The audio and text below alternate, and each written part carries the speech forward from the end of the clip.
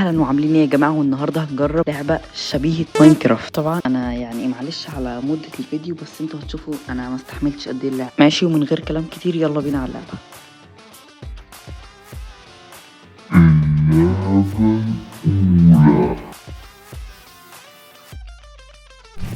طبعا يا جماعه دخلت اللعبه وقعدت كتير جدا جدا جدا عشان احاول ادخل اي جيم حرفيا، بس ما عرفتش. بس بعد محاولات كتير قوي ودوست على كل حاجه الحمد لله عرفت ادخل. وخلوكم مع التجربه. تمام، واحنا دخلنا وبيقول لنا نختار شخصيه ولد او بنت. طب دي حاجه حلوه برضو، تقريبا ممكن نبقى نعمل شخصيه. تمام، زي ما انتم شايفين اهو انا اترسبنت بسيف وشموع وبلوكات خشب، بس مش عارف انا ازاي اترسبنت بيهم مع اني ما عملتش اي حاجه.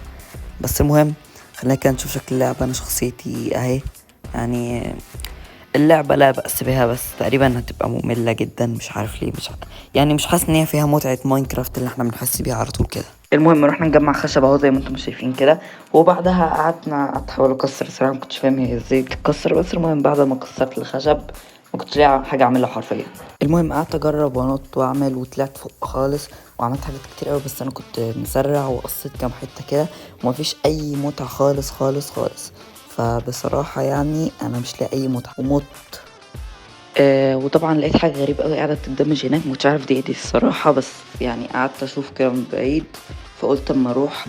فقعدت امشي وبعد كده رحت هناك ونزلت وما لقيتش اي حاجة حرفيا، ما لقيتش حاجة بمعنى الكلمة.